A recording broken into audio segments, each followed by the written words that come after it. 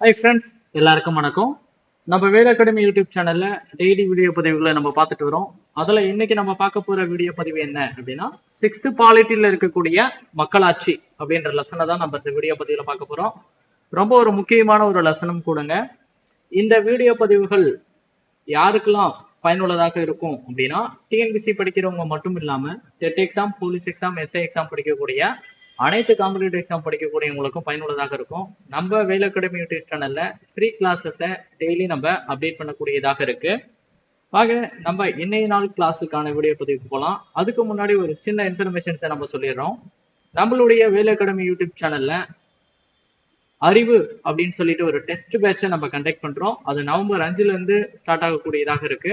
அதற்கான ஷெடியூலை நம்ம விரைவில் அப்டேட் பண்ணக்கூடியதாக இருக்கு. உங்களோட ஃப்ரெண்ட்ஸுக்கு சொல்லி அந்த டெஸ்ட் பேட்சில் விருப்பம் உள்ளவங்களை ஜாயின் பண்ண சொல்லுங்க. அடுத்து ஏற்கனவே நம்ம 4 வீடியோ பதிவுகளை போட்டிருக்கோம். அந்த வீடியோவை பார்க்கலன்னா மறக்காம அந்த வீடியோவுக்கான லிங்கை நான் கீழே டிஸ்கிரிப்ஷன்ல தரேன். அதை பார்த்துட்டு இந்த வீடியோவை பார்க்க ஆரம்பிங்க. மக்களாட்சி அப்படின்ற லெசனை தாங்க நம்ம இந்த இதில் பார்க்க போறோம். ரொம்ப ஒரு முக்கியமான ஒரு லெசனும் கூட. மக்களாட்சியில இம்பார்ட்டன்டான பாயிண்ட்ஸ் என்னென்ன அப்படின்றத நம்ம ஸ்டார்ட் பண்ணுவோம். எடுத்த உடனே பாருங்க, நமக்கு ஒரு திருக்குறள் கொடுத்திருக்காங்க. இந்த திருக்குறள்ல இருந்து நமக்கு வினாக்கள் வரலாம். குடித்தழி கோலச்சும் மாநில மன்னன் அடித்தழி நிற்கும் உலகு. இதனுடைய பொருள் என்ன அப்படின்னு பாருங்க. குடிமக்களை அரவணைத்து ஆட்சி நடத்தும் சிறந்த ஆட்சியாளர்களின் அச்சுவடிவே நானிலம் போற்றும். அப்ப குடிமக்களை, ஒரு ஆட்சி செய்யக்கூடிய அரசன் எப்படி இருக்கணும்னு சொல்றாங்க, குடிமக்களை அரவணைத்து ஆட்சி நடத்தும் சிறந்த ஆட்சியாளர்களின் அச்சுவட்டே நம்ம என்னன்னு சொல்றோம், நானிலம் போட்டும். அப்போ குடிமக்களை என்ன பண்ணணும், அரவணைத்து ஆட்சி செய்யக்கூடியவன் தான் மிக முக்கியமான மன்னன் அப்படின்னு சொல்லிட்டு சொல்லக்கூடியதாக இருக்கு. இதை மார்க் பண்ணி வச்சுக்கோங்க. வினாக்களாக வருவதற்கான வாய்ப்புகள் அதிகம். அடுத்து நம்ம இங்க பார்க்கலாம் பாருங்க. இதுல உங்களுக்கு பேசிக்கா கதைகளை தாங்க கொடுத்துருப்பாங்க. அந்த கதைகள் என்ன அப்படின்றத நான் இதுவா சொல்லிடுறேன். முதல்ல மக்கள் என்னவா இருக்காங்க அப்படின்னா நாடோடிகளாக இருக்காங்க. முதல்ல என்னவா இருக்காங்க, நாடோடிகளாக இருக்காங்க. அந்த நாடோடியா இருந்து என்ன பண்றாங்க, விலங்குகளை வேட்டையாடுதல் தான் அவங்களுடைய மிக முக்கியமான தொழிலா இருக்கு. என்னது, வேட்டையாடுதல் அப்படின்றது மிக முக்கியமான ஒரு தொழிலாக இருக்குங்க. இந்த வேட்டையாடுதல் முடிஞ்சதுக்கு அப்புறம் என்ன ஆகுது அப்படின்னா, தங்களுடைய வேட்டையாடி உணவுகளை சேமிக்கிறாங்க, போறாங்க. அதுக்கப்புறமா என்ன பண்றாங்க அப்படின்னா, ஆற்றோரம், ஆற்றுக்கரை பகுதியில குடியேறி என்ன பண்றாங்க அப்படின்னா விவசாயம் அப்படின்னு சொல்லிட்டு செய்ய ஆரம்பிக்கிறாங்க. அப்ப எங்க குடியேறினாங்க ஃபர்ஸ்ட் தொடக்கத்துல இருக்கக்கூடிய மக்கள் அப்படின்னா, ஆற்றோர பகுதியில குடியேறி விவசாயம் பண்ண ஆரம்பிக்கிறாங்க. இப்படிதான் நம்ம வளர்ந்து வந்தோம் அப்படின்னு சொல்றாங்க. விவசாயம் பண்ண ஆரம்பிக்கும் போது என்ன ஆகுது அப்படின்னா, பழங்குடி அமைப்பு தோணக்கூடியதாக இருக்குங்க. அப்ப விவசாயம் செய்யும் போதுதான் என்ன அமைப்பு தோன்றுது, பழங்குடி அமைப்பு அப்படின்ற ஒரு அமைப்பு தோணக்கூடியதாக இருக்கு. இந்த பழங்குடி அமைப்புக்குள்ள ஏற்படக்கூடிய பிரச்சனைகள் உருவாகக்கூடியதாக இருக்கு. அப்ப என்ன ஆகுது, அந்த குழுவை ஒன்றிணைந்த நபர்கள் என்னவாகிறாங்க அப்படின்னா அரசுகளை நிறுவுறாங்க. அவங்கதான் சின்ன சின்ன அரசு. அப்ப பழங்குடியினர்களுக்கிடையே பிரச்சனை ஏற்படுது. அந்த பிரச்சனைய சால்வ் பண்ணிட்டு என்ன பண்றாங்க, ஒரு இனக்குழுக்களை ஒன்றிணைக்கிறாங்க. ஒன்றிணைக்கும் போதுதான் அது என்னவா மாறுது, அரசா மாறக்கூடியதாக இருக்குங்க. என்னவா மாறக்கூடியதாக இருக்கு, அரசா மாறக்கூடியதாக இருக்கு. இப்ப இந்த சின்ன சின்ன அரசுகள் தான் என்னவா மாறுது அப்படின்னா பேரரசா மாறுதுங்க. இது மாதிரி இருக்கக்கூடிய அந்த குட்டி குட்டி அரசுகள் தான் என்ன ஆகுது, அரசுக்கு அப்புறம் பேரரசாக மாறக்கூடியதாக இருக்கு. இப்படிதாங்க நம்ம வளர்ந்து வந்தோம். இததான் நமக்கு இந்த எக்ஸாம்பிள்ல கொடுத்துருக்காங்க. நீங்க அந்த கதைகளை பாத்தீங்கன்னா தெரியும். இந்த கொஸ்டின் இம்பார்ட்டன்ட்ங்க, புக் பேக் கொஸ்டினாவே இருக்கும்.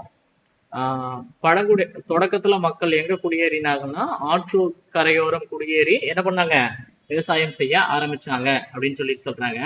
அடுத்து சிறு அரசர்களின் ஒருங்கிணைப்புல எது முக்கியமானதாக இருக்கு அப்படின்னா பேரரசுகளினுடைய உருவாக்கத்தை சொல்றாங்க. ஓகேங்களா, சரி. அடுத்து பாருங்க, இந்த பாக்ஸ் ரொம்ப ரொம்ப முக்கியம்.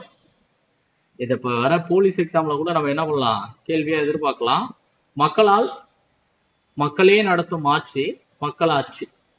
எல்லாருக்கும் தெரிஞ்ச ஒண்ணுங்க, சரிங்களா.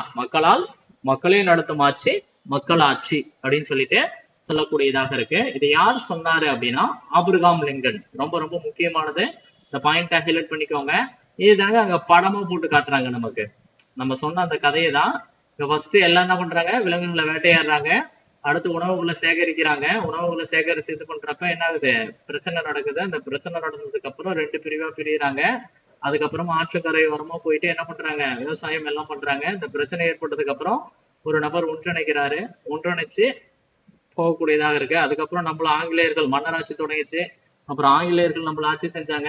அதுக்கப்புறமா நம்ம என்ன பண்றோம், சுதந்திரம் கிடைக்குது. இந்த ஒரு படமே நமக்கு விளக்கக்கூடியதாக இருக்குங்க. இப்பதாங்க நம்ம மெயினான பாயிண்ட்டுக்குள்ளேயே வரோம். இதுதான் நமக்கான கேள்வி.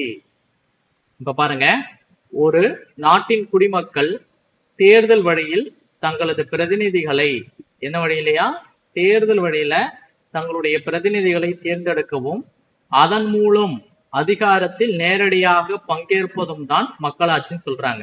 நம்ம முன்னாடியே பார்த்தோம், ஆபிரகாம் லிங்கன் சொன்னாரு என்னது, மக்களால் மக்களை நடத்தும் ஆட்சி மக்களாட்சி. இப்ப நமக்கு மக்களாட்சிக்கு ஒரு டெபினிஷன் கொடுத்திருக்காங்க. ஒரு நாட்டோட குடிமக்கள் தேர்தல் வழியில தங்களுடைய பிரதிநிதிகளை தேர்ந்தெடுக்கவும் அதன் மூலம் அரசு அதிகாரத்தில் நேரடியாக பங்கேற்பதும் தான் என்னன்னு சொல்றாங்க, மக்களாட்சின்னு சொல்றாங்க. மக்களாட்சி அமைப்புல குறிப்பிட்ட அளவு அதிகாரம் யாருகிட்ட இருக்குன்னு சொல்றாங்கன்னா மக்களிடம் இருக்காங்க. இப்ப மக்களாட்சி யாருக்கிட்ட தான் அதிகாரம் இருக்கும், மக்கள்கிட்ட தான் இருக்கக்கூடியதாக இருக்கும். அவர்கள் நேரடியாக அரசியல்ல ஈடுபடுவோம், அரசின் முடிவுகளை நடைமுறையில் பங்கேற்கவும் இயலும் அப்படின்னு சொல்லிட்டு சொல்றாங்க. அப்ப நேரடியா அரசியல்ல ஈடுபடுவாங்க, அப்புறம் கவர்மெண்ட் எடுக்கக்கூடிய டிசிஷன்ல அவங்க பங்கேற்க முடியும் அப்படின்னு சொல்லிட்டு சொல்றாங்க. இந்த பாக்ஸ் ரொம்ப ரொம்ப முக்கியமான கொஸ்டினுங்க. இந்த பாக்ஸை நம்ம மிஸ் பண்ணிடக்கூடாது, ரொம்பவே இம்பார்ட்டன்டான ஒண்ணுங்க இந்த பாக்ஸ். சரிங்களா? மக்களாட்சியினுடைய பிறப்பிடம் எது அப்படின்னா கிரேக்கம். இதை மார்க் பண்ணிக்கோங்க. மக்களாட்சியினுடைய பிறப்பிடம் எங்க இருக்கு, கிரேக்கம். அடுத்து டெமோக்ரஸி அப்படின்ற ஆங்கில சொல் டெமோஸ் மற்றும் கிரைட்டா என்ற இரு கிரேக்க சொல்லிலிருந்து உருவாச்சு. அப்ப டெமோக்ரஸி அப்படின்றதுதான் ஆங்கில சொல். டெமோஸ் மற்றும் கிரைட்டா என்பது என்ன சொல், கிரேக்க மொழி சொல். டெமோஸ் என்றால் பொருள் என்ன அப்படின்னா மக்கள். கிரைட்டா அப்படின்னா பொருள் என்ன, அதிகாரம் அல்லது ஆட்சியை குறிக்கும். அப்ப அதிகாரம் அல்லது ஆட்சியை குறிக்கும். இந்த பாக்ஸ் ரொம்ப ரொம்ப முக்கியம், கட்டாயமா நம்ம வினாக்கெல்லாம் எதிர்பார்க்கலாம். அடுத்ததா பாருங்க, மக்களாட்சியினுடைய வகைகள். மக்களாட்சி என்ன பண்றாங்க அப்படின்னு பாத்தீங்கன்னா 2 வகையா பிரிக்கிறாங்க. என்னென்ன வகை அப்படின்னா நேரடி மக்களாட்சி மற்றும் மறைமுக அல்லது பிரதிநிதித்துவ மக்களாட்சி. நேரடி மக்களாட்சி நம்ம என்னன்னு சொல்றோம், டைரக்ட் டெமோக்ரஸி. மறைமுக அல்லது பிரதிநிதித்துவ மக்களாட்சி நம்ம என்ன சொல்றோம், ரெப்ரசன்டேட்டிவ் டெமோக்ரஸி அப்படின்னு நம்ம சொல்லக்கூடியதாக இருக்கு. இதுமே பார்த்துக்கோங்க. அப்ப மக்களாட்சி 2 வகை, நேரடி மற்றும் மறைமுகம். நேரடி மக்களாட்சி முறையில சட்டம் இயற்றும் அதிகாரம் யாரு பெற்றிருப்பாங்க அப்படின்னா மக்களே பெற்றிருக்கக்கூடியதாக இருக்குங்க. அப்ப நேரடி மக்களாட்சியில சட்டம் யாரு ஏற்றுவாங்க அப்படின்னா மக்களே தான் ஏற்றுவாங்க அப்படின்னு சொல்லிட்டு சொல்றாங்க.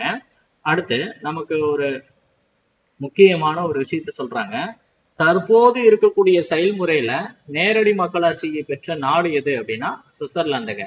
சுவிட்சர்லாந்து நேரடி மக்களாட்சி தற்போது யார் பின்பற்றுறாங்க அப்படின்னா சுவிட்சர்லாந்து. நேரடி மக்களாட்சியில் மக்களே சட்டங்களை உருவாக்குறாங்க. அனைத்து சட்ட திருத்தங்களையும் மக்கள் தான் ஆதரிப்பாங்க. அப்ப சட்டத்தை உருவாக்குறவங்க அவங்கதான், சட்டத்தை திருத்துறவங்களும் அவங்கதான். அரசியல்வாதிகள் நாடாளுமன்ற செயல்முறையின்படி ஆட்சி செய்வர். யார் ஆட்சி செய்வாங்க, அரசியல்வாதிகள் நாடாளுமன்றத்துல என்னென்ன செயல்முறைகள் இருக்கோ அதுக்கேற்ற மாதிரி செய்வாங்க. நேரடி மக்களாட்சியை வெற்றிகரமாக செயல்படுத்தும் வரலாற்றை சுவிட்சர்லாந்து பெற்றுள்ளது. ரொம்ப ரொம்ப முக்கியங்க. அப்ப நேரடி மக்களாட்சிக்கு எடுத்துக்காட்டு எதுனா நம்ம எதை சொல்லலாம், சுவிட்சர்லாந்த சொல்லக்கூடியதாக இருக்கும். வாங்க நம்ம அடுத்த பாயிண்ட் பார்ப்போம். அடுத்து மக்களாட்சி 2 வகையா பிரியுதுன்னு சொன்னாங்களா, அதுதாங்க நம்ம பாக்குறோம். இங்க பாருங்க,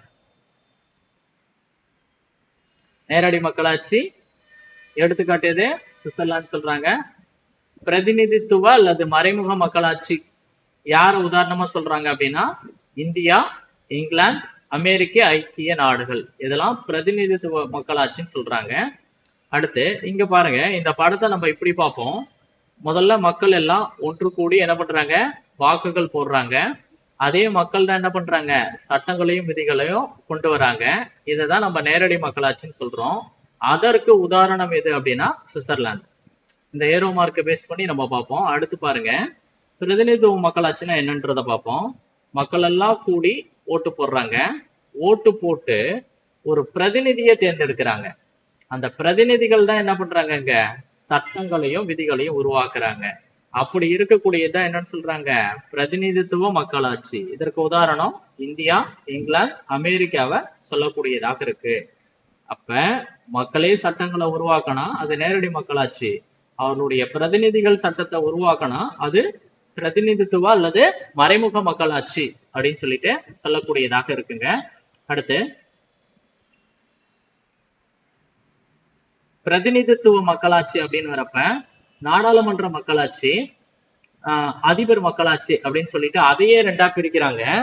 நாடாளுமன்ற மக்களாட்சி யார் யார் உதாரணங்களை சொல்றாங்க அப்படின்னா, இந்தியா மற்றும் இங்கிலாந்து நாடாளுமன்ற முறையை பின்பற்றதா சொல்றாங்க. இப்ப அதிபர் மக்களாட்சிக்கு என்ன உதாரணம் அப்படின்னு பாத்தீங்கன்னா, அமெரிக்க ஐக்கிய நாடுகள் மற்றும் கனடா. இதை இன்ட்டு மார்க் பண்ணி வச்சுக்கோங்க. அப்ப நாடாளுமன்ற மக்களாட்சி, அதிபர் மக்களாட்சி அப்படின்னு சொல்லிட்டு ரெண்டா பிரிக்கிறாங்க. அதுல நாடாளுமன்ற மக்களாட்சிக்கு உதாரணம் இந்தியா மற்றும் இங்கிலாந்து, அதிபர் மக்களாட்சிக்கு உதாரணம் அமெரிக்கா மற்றும் கனடா. அடுத்து பாருங்க, மக்களாட்சி அமைப்புகளில் இப்ப மக்களாட்சி அமைப்புகள்ல முடிவெடுக்கக்கூடிய அதிகாரம் யாருக்கிட்ட இருக்கும் அப்படின்னா தலைவர்களிடம் குவிந்து இருக்காதுன்னு சொல்றாங்க. தலைவர்லாம் என்ன பண்ண மாட்டாரு, குவிந்து இருக்காது. அது டோட்டலா எல்லா குழுவிடமும் இருக்கும். இப்ப நீங்க பிரதமரை தேர்ந்தெடுக்கிறீங்கன்னா பிரதமர் கிட்டயே அது இருக்காது அப்படின்னு சொல்றாங்க. அதை பேஸ் பண்ணி இருக்கக்கூடிய கேபினெட் அமைச்சகத்துக்கிட்டே அது இருக்கக்கூடியதாக இருக்கும். அப்போ ஒரு குழு கிட்ட தான் இருக்கும் அப்படின்னு சொல்லிட்டு சொல்றாங்க. எல்லாருக்கும் ஒருமித்த கருத்து ஏற்பட்டா மட்டும்தான் இதுல என்ன பண்ணுவாங்க, இறுதி முடிவை எடுப்பாங்க அப்படின்னு சொல்லிட்டு சொல்லியிருக்காங்க. ஓகேங்களா? சரி, வாங்க அடுத்து நம்ம பார்ப்போம். அடுத்து இது ரொம்ப ரொம்ப முக்கியம், இம்பார்ட்டன்டான ஒரு கொஸ்டினும் கூட. உலக மக்களாட்சி தினம் எப்பல இருந்து கொண்டாடுறாங்க அப்படின்னா செப்டம்பர் 15ஆம் தேதி தான் நம்ம என்னன்னு சொல்றோம், உலக மக்களாட்சி தினம். என்ன வருஷத்துல இருந்து அப்படின்னா 2007 இருந்து. இதை யாரு அறிவிச்சாங்க அப்படின்னு பாத்தீங்கன்னா ஐநா சபை வந்து இதை ஏத்துக்கிட்டு 2007 செப்டம்பர் 15 என்ன பண்றாங்க, உலக மக்களாட்சி தினமாக அறிவிக்கிறாங்க. ரொம்ப முக்கியத்துவம் வாய்ந்த ஒரு வினாங்க, இதை மறந்துடக்கூடாது. சரிங்களா? அடுத்து பாருங்க, இந்தியாவுடைய அரசியலமைப்பு சட்டம் இருக்கு பாத்தீங்களா. இந்த அரசியலமைப்பு சட்டம் நமக்கு என்னென்ன உரிமைகள்லாம் வழங்கியிருக்கு அப்படின்னு பாத்தீங்கன்னா, இந்திய மக்கள் ஒவ்வொருவருக்கும் சுதந்திரம், சமத்துவம் மற்றும் நீதி பெறும் உரிமைகளை வழங்கியிருக்கு. நம்ம போன கிளாஸ்ல தான் இதை பத்தி பார்த்திருப்போம். நமக்கான அடிப்படை உரிமைகள்ல இது எல்லாமே இருக்கு அப்படின்னு சொல்லிட்டு நம்ம பார்த்திருப்போம். அடுத்ததான் பாருங்க, நம்மளுடைய அரசியலமைப்பு சட்டம் தான் உலகிலேயே எழுதப்பட்ட அரசியலமைப்பு சட்டங்களில் மிகவும் நீளமானது. அப்ப இந்தியாவோட அரசியலமைப்பு தான் என்னது, எழுதப்பட்ட மிக நீளமான ஒன்றாக இருக்கு. இதை எழுதியவர் யாரு அப்படின்னு பாத்தீங்கன்னா பி.ஆர். அம்பேத்கர் அவர்கள் தான். பி.ஆர். அம்பேத்கர் அவர்கள். அதனாலதான் அம்பேத்கர் அவர்களின் தலைமையிலான சட்ட வரைவு குழு, அம்பேத்கர் தான் அதுல முக்கியமான தலைவரா இருப்பாரு. அதனுடைய வரைவு குழு, டிராப்டிங் கமிட்டி அப்படின்றத நம்ம போன கிளாஸ்ல பார்த்திருக்க கூடியதாக இருக்கும். இந்த அரசியலமைப்பு சட்டத்தை உருவாக்குவதுல முதன்மை வடிவாளராக கருதப்பட்டார். யாரு கருதப்பட்டார் அப்படின்னா அம்பேத்கர் அவர்கள் கருதப்பட்டார் அப்படின்னு சொல்றாங்க. மக்களாட்சியினுடைய நோக்கங்கள் என்ன, மக்களுக்காக மக்களே நடத்தும் ஆட்சி மக்களாட்சி அப்படின்னு நம்ம பார்த்தோமா. இதுல என்னன்னா, மக்களாட்சி அமைப்புல அதிகாரம் யாருக்கிட்ட இருக்கணும் அப்படின்னா மக்கள் கிட்ட இருக்கணும். அதே மாதிரி முடிவெடுக்கும் உரிமையை பெற வேண்டியது அவசியமாகுது. ஃபர்ஸ்ட் பாயிண்ட் அதிகாரம் மக்கள் கிட்ட இருக்கணும். ரெண்டாவது பாயிண்ட் அவங்க உரிமையை பெற வேண்டியது என்னவா இருக்கு, அவசியமா இருக்கு அப்படின்னு சொல்லிட்டு சொல்றாங்க. ஒவ்வொரு தனிநபரும் முடிவெடுக்கும் வகையிலும் வழிமுறைகளிலும் நேரடியாக பங்கேற்க இயலாது என்பதால் முடிவெடுக்கும் அதிகாரம் மக்களால் தேர்ந்தெடுக்கப்பட்ட பிரதிநிதித்துவ அரசிற்கு வழங்கப்படுகிறது. இப்ப இந்தியாவை பொறுத்த வரைக்கும் நம்ம என்ன பண்றோம் அப்படின்னா பிரதிநிதித்துவ அரசியல தான் நம்ம பயன்படுத்துறோம். மக்கள் ஓட்டு போடுவாங்க, ஓட்டு போட்டு ஒரு நபரை தேர்ந்தெடுப்பாங்க, ஒரு எம்எல்ஏவை தேர்ந்தெடுப்பாங்க. அந்த எம்எல்ஏக்கள் என்ன பண்ணுவாங்க, இப்ப தமிழ்நாடு அது மாதிரியான மாநிலங்களை ஆட்சி செய்யக்கூடியதாக இருக்கும். அதான் சொல்றாங்க. அதுக்குதான் சொல்றாங்க அந்த பிரதிநிதித்துவத்திற்கு ஓட்டு போடக்கூடிய வயசு என்னன்னு சொல்றாங்கன்னா 18 வயது நிறைவடைந்திருந்தா மட்டுமே போதுமான ஒன்று அப்படின்னு சொல்றாங்க. உலகெங்கிலும் மிக முக்கியமான மக்களாட்சி எங்கெங்க உருவாச்சு அப்படின்றத பார்ப்போம். இது வந்து டைரக்டாவே மார்க் பண்ணி வச்சுக்கோங்க. இது கட்டாயமா இது எல்லாம் என்னது கேள்வி.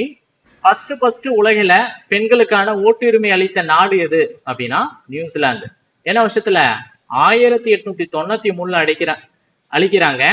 ஃபர்ஸ்ட் பெண்களுக்கு ஓட்டுரிமை அளித்த நாடு உலக அளவுல எதுனா நியூசிலாந்து. அடுத்து பாருங்க, யுனைடெட் கிங்டம் ஐக்கிய பேரரசு எப்ப தராங்க அப்படின்னா 1918 தராங்க. அதுக்கப்புறமா தான் யார் தராங்க? அமெரிக்க ஐக்கிய நாடு தராங்க, யுனைடெட் ஸ்டேட் ஆஃப் அமெரிக்கா. என்ன வருஷத்துல?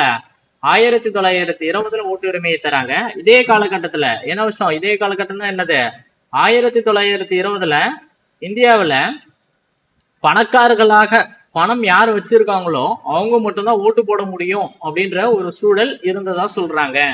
அடுத்து இந்தியாவுல என்ன வாக்குரிமை முறை பயன்படுத்துறாங்க அப்படின்னா உலகளாவிய வயது வந்தோர் வாக்குரிமை முறைய பயன்படுத்தக்கூடியதாக இருக்கு. ரொம்ப முக்கியத்துவம் வாய்ந்த ஒன்றுங்க. அடுத்து இந்த பாக்ஸ் ரொம்பவே முக்கியம். இந்திய குடிமக்களில் எத்தனை சதவீதம் பாருங்க? 79% பேர் தங்களது நாட்டின் மக்களாட்சியின் மீது நம்பிக்கை கொண்டுள்ளன.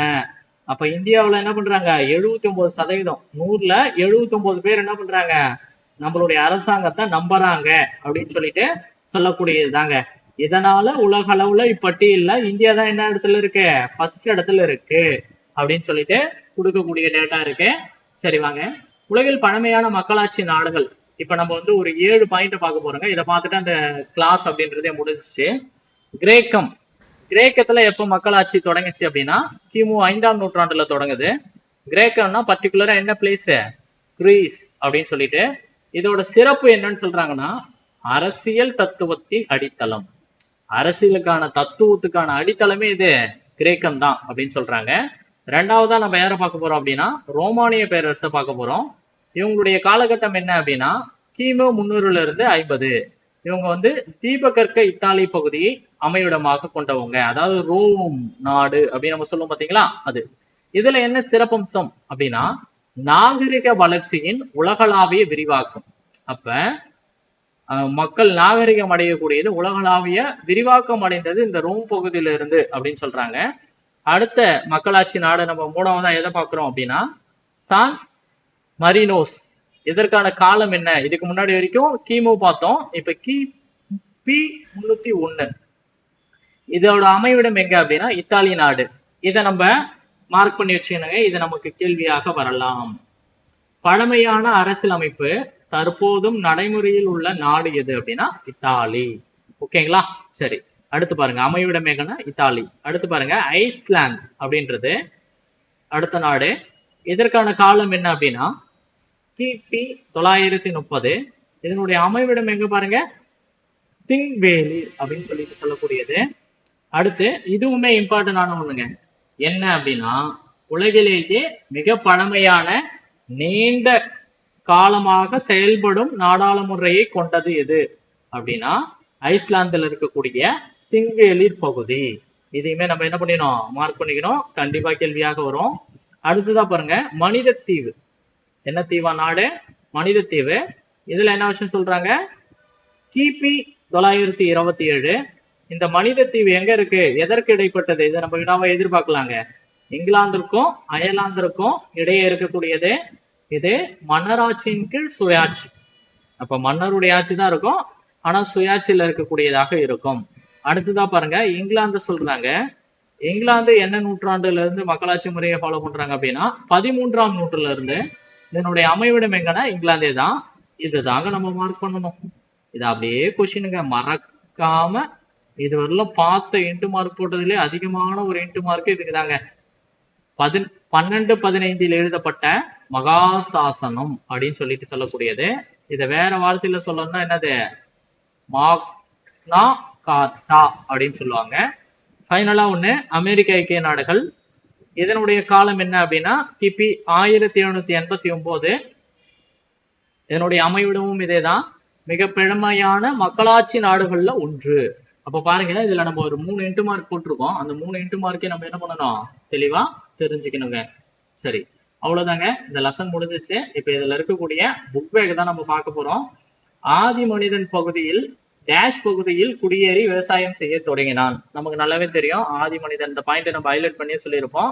ஆற்றங்கரை ஓரம் அப்படின்னு சொல்லிட்டு நம்ம முன்னாடியே சொல்லியிருப்போம். அடுத்ததான் பாருங்க என்ன அப்படின்னு பாத்தீங்கன்னா, மக்களாட்சியினுடைய பிறப்பிடம் எது அப்படின்னா கிரேக்கம் தாங்க மக்களாட்சியினுடைய பிறப்பிடம். அடுத்து நம்ம பார்ப்போம், உலக மக்களாட்சி தினம் எப்ப கொண்டாடுறாங்க அப்படின்னா செப்டம்பர் 15. சரி, இப்ப நீங்க வீடியோவை பார்த்திருப்பீங்கல்ல, ஒரு விஷயம் உங்களுக்கு ஞாபகம் இருக்கான்னு பார்ப்போம். என்ன வருஷத்துல இருந்து ஐநா உலக மக்களாட்சி தினத்தை கொண்டாடுறாங்க அப்படின்றத கீழே கமெண்ட் செக்ஷன்ல மறக்காம கமெண்ட் பண்ணுங்க. அடுத்ததா பாருங்க, நேரடி மக்களாட்சியில் வாக்களிப்பவர் யாரா இருக்காங்க அப்படின்னு பாத்தீங்கன்னா வாக்காளர்களாக இருக்கக்கூடியவங்களாக இருக்காங்க. ஓகேங்களா? அடுத்து, நேரடி மக்களாட்சியை செயல்படுத்தும் நாடு எது அப்படின்னா எந்த நாடுங்க? சுவிட்சர்லாந்து. நமக்கு நல்லாவே தெரியுமா, இதான பார்த்தோம். நேரடி மக்களாட்சிக்கு எடுத்துக்காட்டா இருக்கக்கூடிய ஒரே நாடுனாங்க சுவிட்சர்லாந்து. இதை நம்ம மார்க் பண்ணி வச்சுக்கிறோங்க.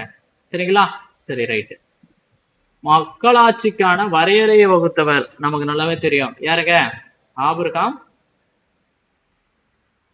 Abraham Lincoln. அடுத்து, மக்கள் டேஷ் அளிப்பதன் மூலம் தங்கள் பிரதிநிதித்துவத்தை தேர்ந்தெடுக்கின்றனர். அப்ப ஓட்டு போடுறதன் மூலியமா தான் அவங்க என்ன பண்றாங்க?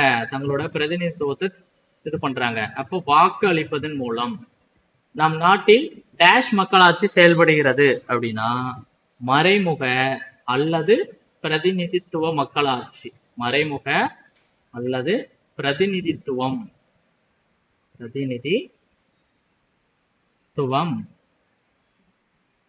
மக்களாட்சி தான் என்ன பண்றாங்க?